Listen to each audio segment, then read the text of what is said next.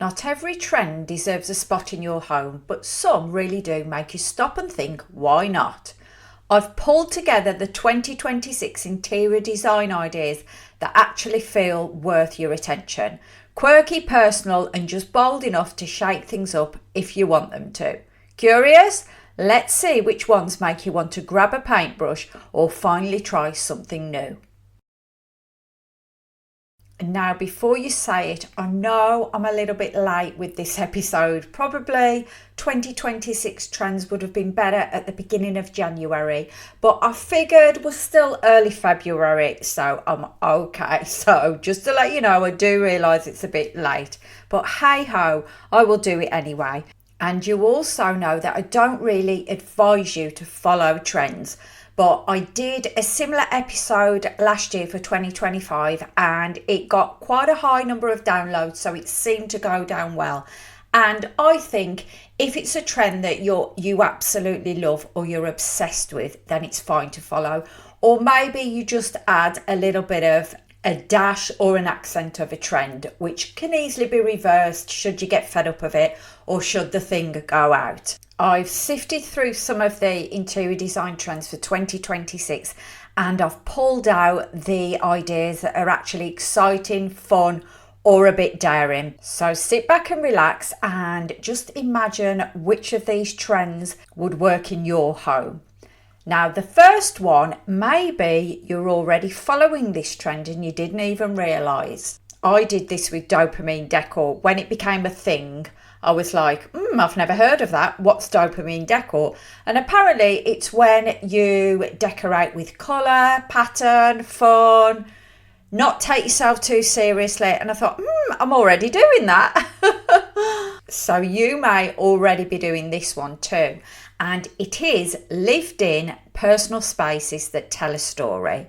So perfect is out and personality is in. I think this shift has happened in social media too, where people are looking for more authentic and genuine connections. So with regards to decor, it looks like spaces that are designed to within an inch of their life are on the way out. And that could also be true for maybe a minimalist space as well, because a minimalist space isn't lived in. And I'm all for that because I love a home that's packed full of personality. I'm not sure about lived in. I'm not sure if that phrase resonates with me so much because I'm a little bit of an A type and like everything to be neat and tidy and in its place.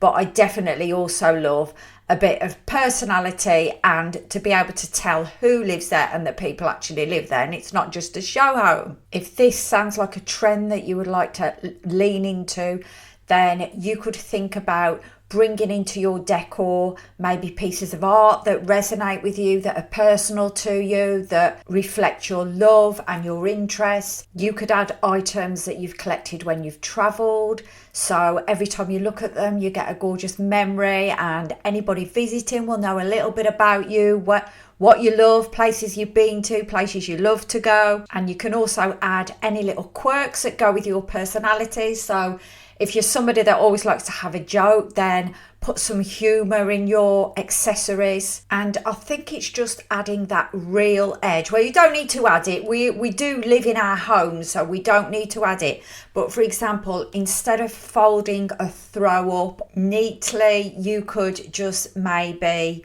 rest it against a chair in a more natural way. The same for your bed as well. When I used to be on Instagram and I was taking a picture of our guest room, I always got the throw and just literally threw it on the bed. I just thought it looked better in the picture. So not feeling the need to make everything perfectly manicured. Imagine one too many books on a bookshelf and the books are a little bit wonky. Maybe a mismatched crockery set, so mismatched plates or mugs or clashing patterns.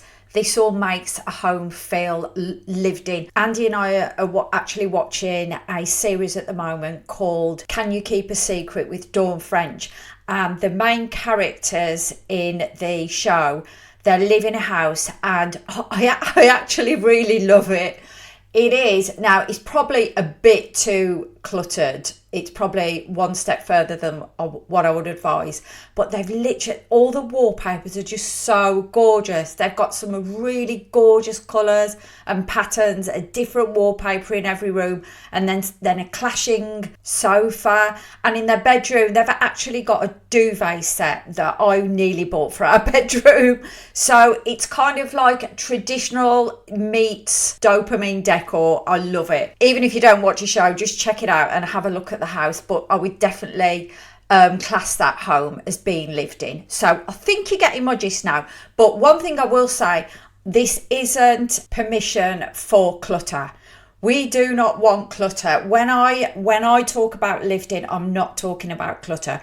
We don't want 100 pairs of shoes and 10 coats hung up the second that we walk into your home, or last year's mail still on the console table in your hallway. We don't want any of that. So lived in a good way. The next one is a trend that I already follow and I've talked about before, and it's having your bathroom as a true part of the house. I always speak about this for bathrooms and kitchens. They often just get forgotten and left behind. They're seen as functional, not as a room that you actually need to think about decorating. So I'm over the moon that bathrooms are finally getting design love. And this doesn't have to involve a full-on makeover. You could maybe buy some coloured or patterned towels, paint a wall, add some plants in there, and maybe a few unexpected accessories as well. Maybe as you're listening to this, you're thinking that your bathroom is more practical than beautiful. And my words are making you wish you could wave a magic wand and bring on the style and personality. Well, I can't quite wave a magic wand, but close.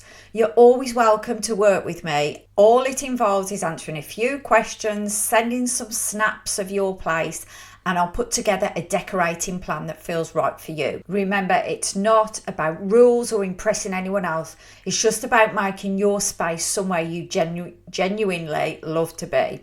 So if you're ready for something different, you can join me at daringhomedecor.co.uk/digital decor kit. I am so excited to create a vision for your space, whether it be your bathroom or any other room or space in your home. All right, let's keep going, because the next trend is one I remember very well from the 80s. I feel like the 80s are coming back in a big way. In the latest UK season of The Traitors, a lot of the young people in there were wearing, one of the girls was wearing bright orange and bright yellow eyeshadow and bright orange and bright yellow clothes. And I was like, whoa, that is definitely a slap in the face from the 80s. I lived through it and it was just such a fun, chilled, anything goes era to grow up in. I don't feel like we judged each other in the 80s. It didn't matter if you looked different from everybody else. We weren't all pushed to look a certain way, all exactly the same as each other. And anything wild, nobody batted an eyelid. So I am super happy that the 80s seems to be making a revival in all ways, and with your home decor too. So the trend is tassels and fringing. Now, I know technically I feel like this has kind of been around like always, but I feel like it's probably coming back in a bigger way. For example, I've seen some sofas with fringing around the bottom. Now, we had a pink sofa with flowers on with fringing all around the bottom.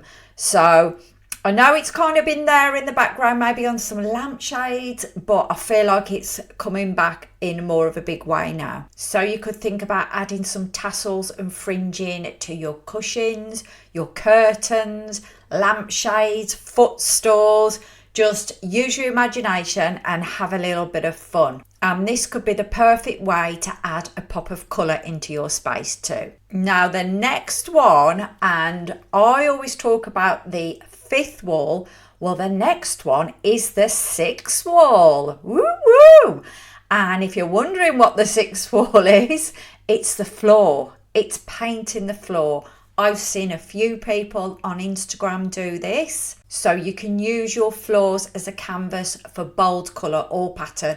And it's something that you can redo on a regular basis if you so wish. And it would work out a lot cheaper than new carpet or new LVT or laminate flooring, etc., or tiles. So if you're feeling a bit brave and daring and adventurous, then just have a little look on social media, put a search in TikTok and see if you can get some inspiration and ideas and tips on how to paint your flooring. Next, we have sculptured lighting. All these trends are definitely a little bit of me. So instead of your lighting just being practical, it's actually looks like a piece of art. So you can have fun finding pieces that create a statement or add a fun twist. This gives you the opportunity to stand out and to meet function with beautiful interior design. And last, we have glossy finishes. This definitely gives me a 70s vibe.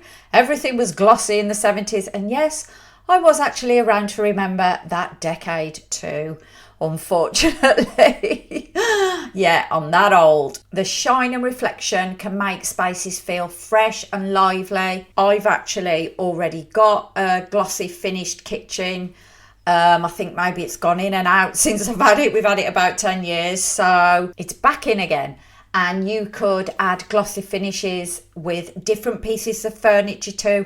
Maybe paint a wall in a gloss finish, or even a ceiling. You can of course add glossy woodwork and trims. I never thought I would hear the day when I was talking about glossy trims again, because I always like to go for more of a silk or a matte finish. But yeah, experimenting with this could definitely add some boldness and interest to your decor. I've just had a thought, maybe if you painted a wall and you did it in stripes but it was the same colour, and you bought a matte in the colour and a gloss in the colour, and then you did like, you got some masking tape and did like alternate stripes or something, then you get like a stripe effect but in the same colour with do you like the sound of that? Oh, somebody please give it a go and let me know how it goes. I've just had that vision and idea just off the top of my head as I'm speaking. So think about it yourself and see what inspiration comes into your mind too. Okay, that is it. I will just give you a quick recap. So 2026 brings a fresh set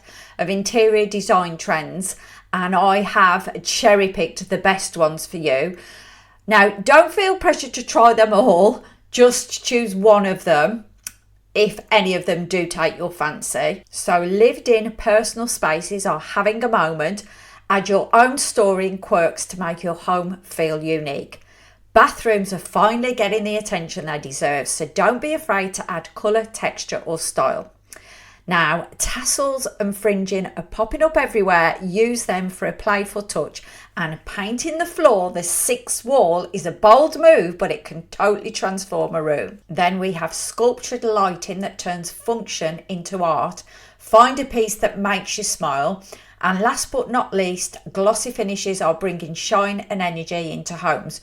Try them in small doses if you're unsure. And remember, you don't need to follow every trend, just the ones that light you up. I hope you enjoyed this episode and gained some inspiration. I really enjoyed spending time with you today. And before you go, I'd love to hear from you. If you've got a question about today's trends, or you're stuck on a decorating dilemma, or just want to share what you're trying at home, head on over to Speakpipe and leave me a voice message. It's super easy, and who knows, you might even hear your question answered in a future episode.